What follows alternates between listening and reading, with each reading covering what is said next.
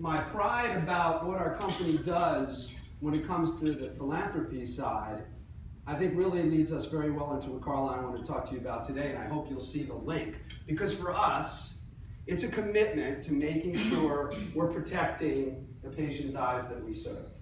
And I think you'll see in the story we're going to tell you today that it ties very well to the first part of this program. So I'm going to give it a shot and talk to you a little bit about introducing our Smart Blue filter. Carl's going to talk to you a little bit about Eisen, and then we'd be happy to open these up for some of your questions.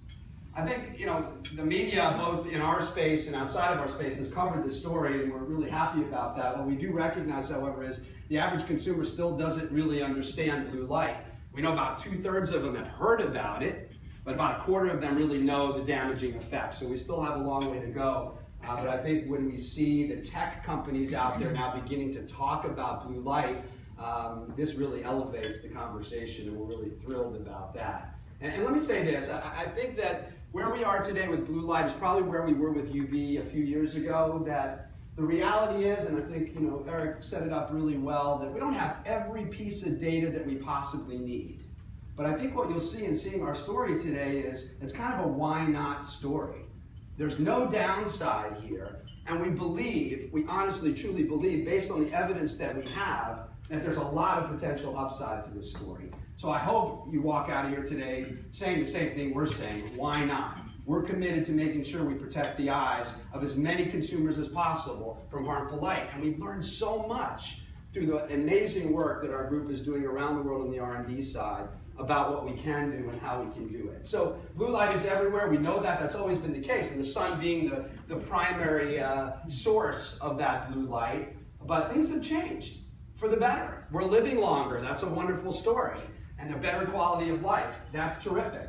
But the fact is that in living longer and knowing its a cumulative effect, we have an issue.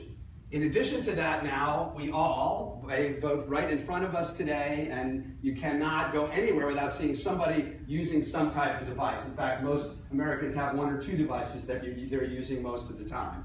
So these 2 effects combined make us really concerned about what the impact of that is going to be. So what we also want to share with you, though, is that it's not just about the vision-corrected population. I think you'll see, particularly in Carl's portion of the presentation, that we want to reach people who aren't vision-corrected as well. We want to reach people who aren't getting in to get their eyes examined, which unfortunately represents a fairly significant part of the population. Over half of the population is not getting an annual eye exam. So how do we reach the broader audiences? I hope something you'll see, a tactic that we're looking at, and how we're trying to go after this. So what we want to introduce today is a Smart Blue filter. It has, we think, some really wonderful opportunities that will enable this type of approach. One of the neat things about it is that it's clear. We know that a lot of people enjoy the reflection in watching Crizal Prevencio work as they walk around and seeing the reflected blue light. But the reality is that we want to make sure there's no obstacles to as many people as possible wearing the product. So our R&D group was able to create a product now that it's clear, it's embedded, so it's actually absorbing the bad blue, not reflecting the bad blue. And this is a pretty significant innovation. And we believe an innovation that will enable us to reach a broader audience. And of course, it's about protection. I'm not here to give you a long lecture on light, but what I do want to say is this, and I think this is important. When you go over to Paris, and maybe perhaps getting you up early in the morning at 7 a.m. in New York, maybe next time we can do it in Paris, perhaps. But not having the opportunity that I've had, that you have not all had, in seeing what R&D looks like in this space today, I can't really have to say it's mind-boggling to me. I want you to imagine a pharmaceutical R&D group. And think about that as truly today how spectacle lenses are being evaluated. It was something that, candidly, for me, was an awakening. I just didn't expect it. So really what you see is the same time of research, the same types of labs. You see PhDs working extremely hard to try to understand the importance of the spectrum of light, both visible and non-visible.